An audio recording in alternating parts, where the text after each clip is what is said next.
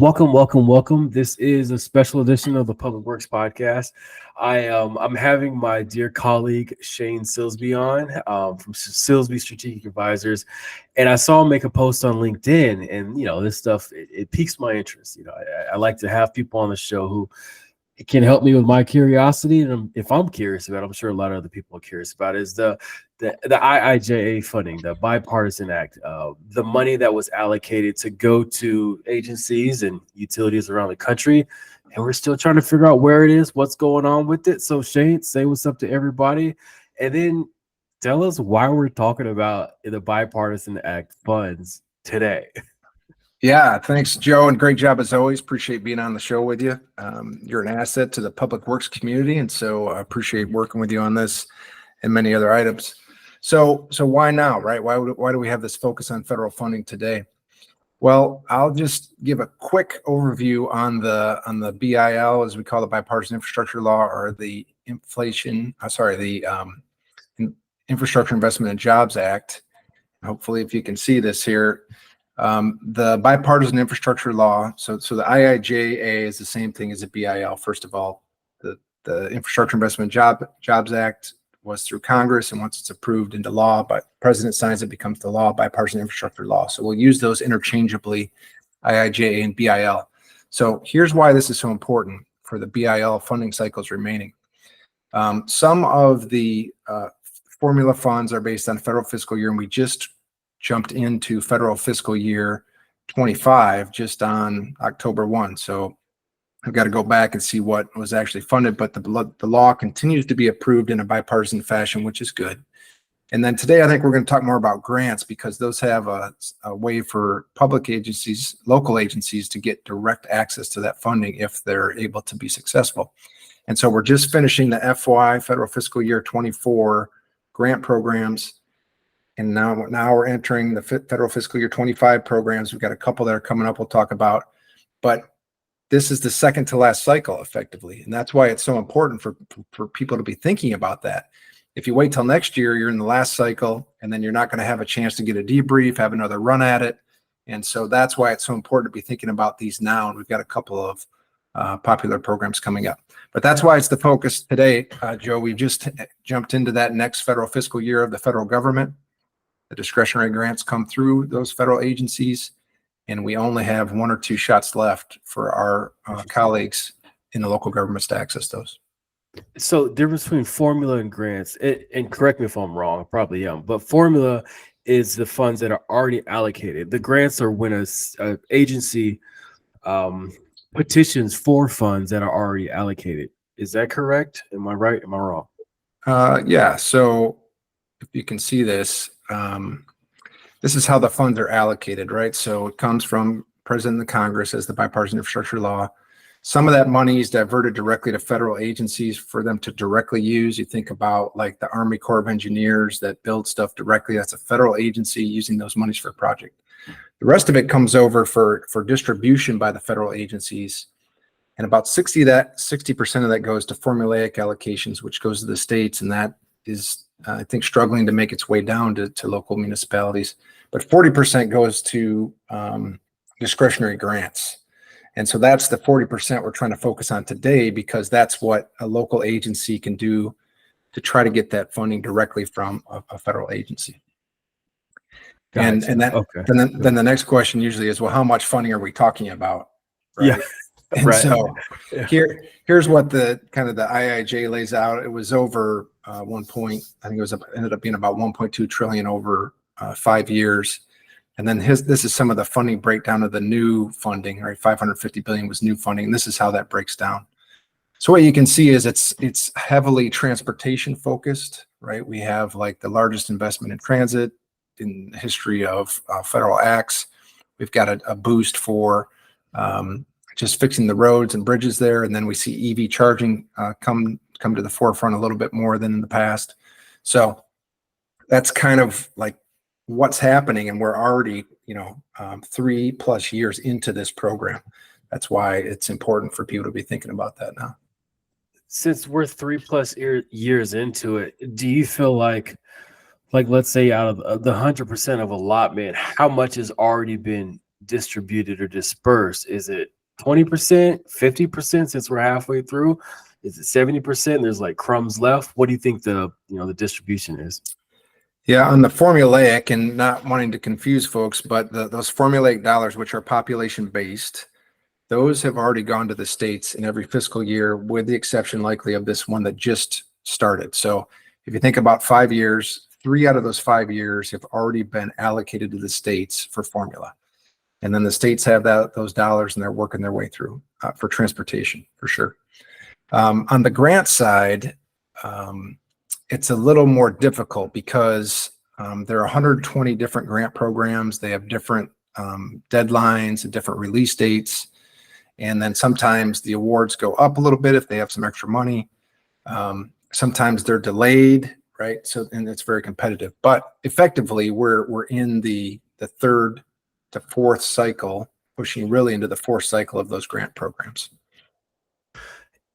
In this next term or next cycle, what's some, I don't want to say low hanging fruit, but what are some things that an agency can actively do to grab some of that money right away? Yeah, the number one thing is to get prepared, right? It's like thinking about any big initiative you have for your agency. You're going to want to be prepared now so that when those funding opportunities are released, you're not having to kind of speed through the process, maybe not have the quality you want, maybe not be able to do the research you want, and then not be able to compete as well as you want. These are competitive programs.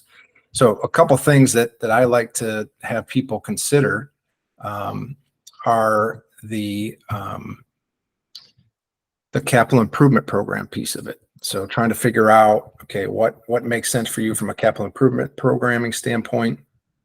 And I'll just, share this real quick on one option.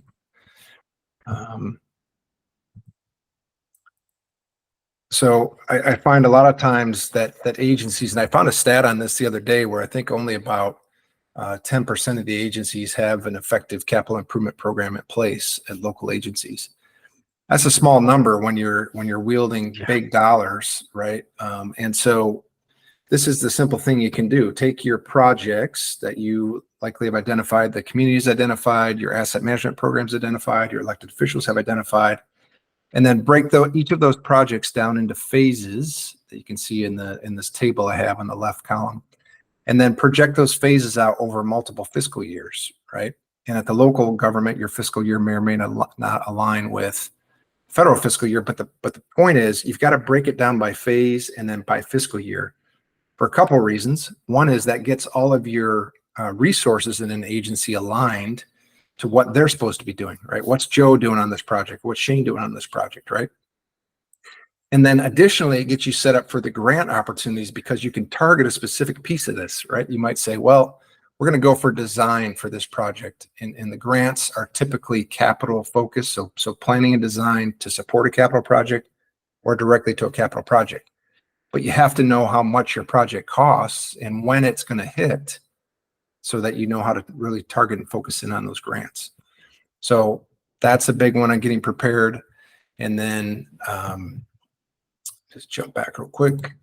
And then there's a couple other things here. One is to take that capital program then, and this is something I help agencies with, and then to cross-reference that with all of your projects. So those projects that we broke down in the capital improvement program, those are showing up now on the left. And then I've looked at all of the 120 grants in this case, and the ones that hit on that, now we have a star on which grants are hitting which programs. Okay. And then you can see some projects hit multiple grant programs. And so, yeah, so that's a good thing. With these grants, I'm looking at acronyms. I see it looks like algebra. It's a lot. Yeah. Explain what some of these grants are, like the BIP, the INFRA, the CRP.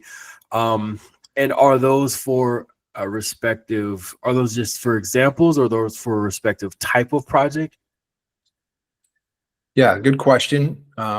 One thing the federal agencies are good at, and sometimes state agencies, is getting creative to develop acronyms out of the programs, right? So, for example, the BIP here is a bridge investment program, so targeted at bridges. The RCN is a Reconnecting Communities grant and Reconnecting Communities and Neighborhoods grant. And so that's trying to mitigate transportation corridors that might have divided communities. The SS4A is Safe Streets for All. And so some of the more popular ones coming up are Protect and Raise that I think we should highlight if we get a chance, because those, when you talk about low-hanging fruit, those are very popular programs that apply to a lot of different projects. And I think people could have some success in those.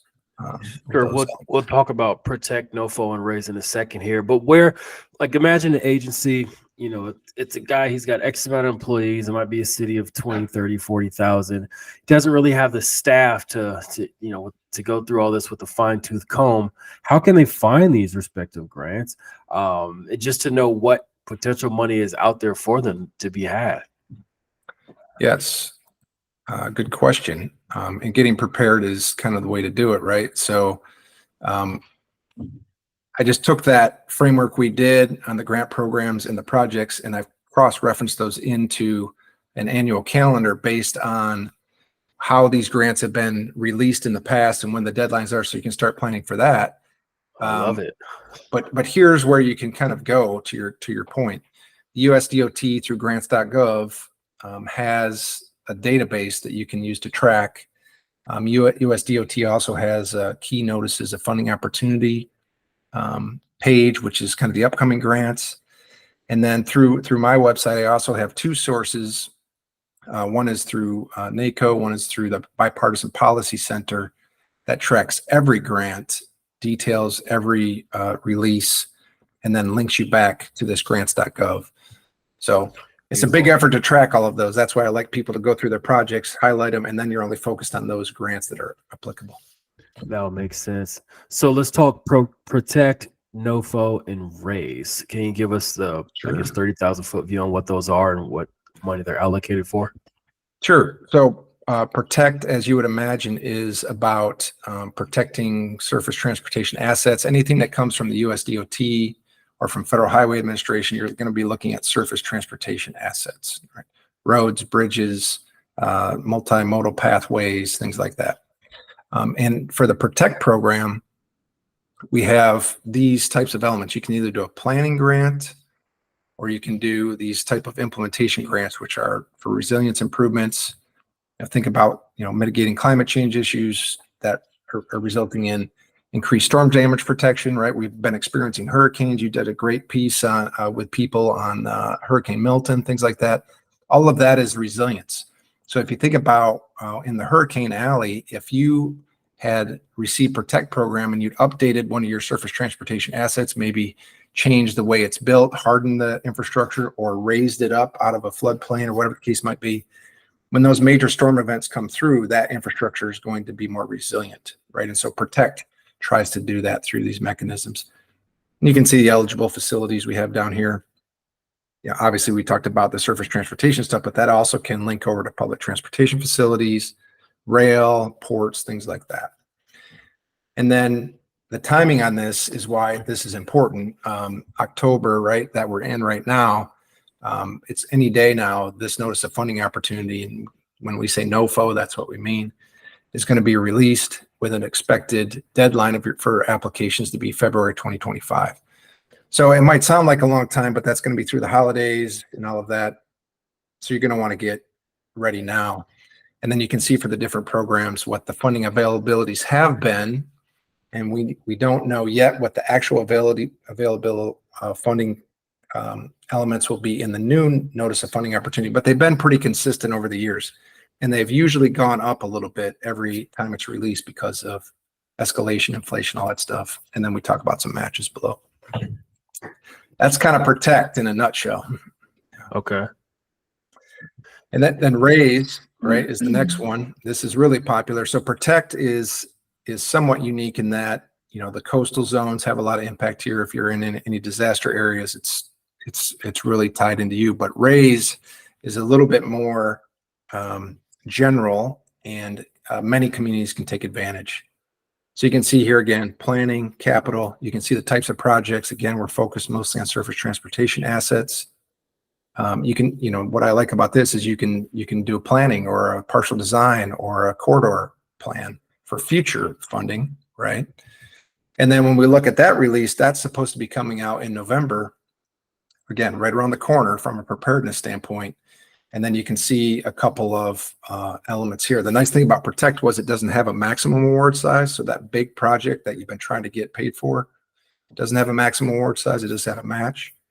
Raise, it's a little bit different. And you have to figure out if you're doing a planning or a capital project, if you're an urban or you're rural, and if you are what type of match you're trying to effectuate. So both these programs are right around the corner. That's why it's important that we're talking about them. Yeah. Interesting. And the deadline is for this cycle or for this, this cycle. Yeah, cycle. Yeah. In federal fiscal year. So we think the release is, USDOT has said that they expect the release to be in November of 2024. And that puts the submittal date, if you see what history is set on this, to be about March of 2025. Gotcha. Okay. Let's say an agency, it's tough for them to wrap their brain around this. They don't have the time, the resources available to dig through all this. I learned in my maturation that, like, when you go to a doctor or go to your CPA or somebody, you want to have certain documents in order to give to them so they can help you out more efficiently.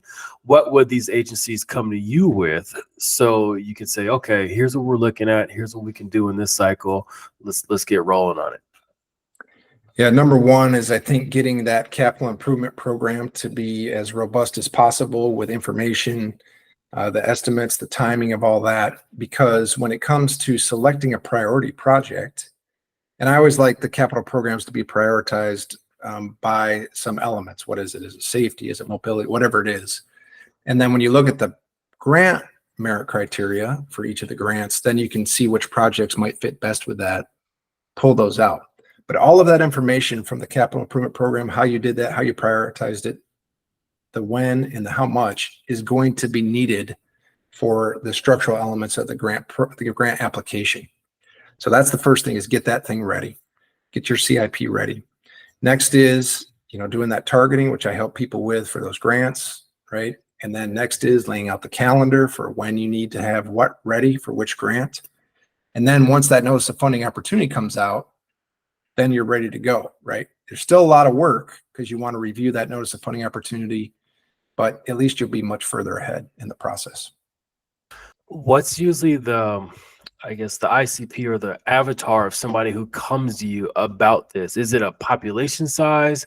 Is it a CIP, amount that you usually find that reaches out to you and says, hey, we need help with X, Y, and Z? Yeah, my guidance normally is that for a planning grant, you're going to want to request at least 500,000 or more of federal dollars, because there's a premium level of effort that goes along with federal grants. And then for a capital project, right, bricks and mortar, I am usually now recommending about $1 million floor for some of those projects, even up, because there's a lot of effort involved with federal dollars. Even though you're getting 80% plus sometimes funded, there's more to be done to get ready. So those are some of the floors. When you're looking at your projects, you might be able to target those a little bit better. Gotcha. Did we miss talking about anything in regards to the BIL and the funds that are on the way, and we just need to go and grab them?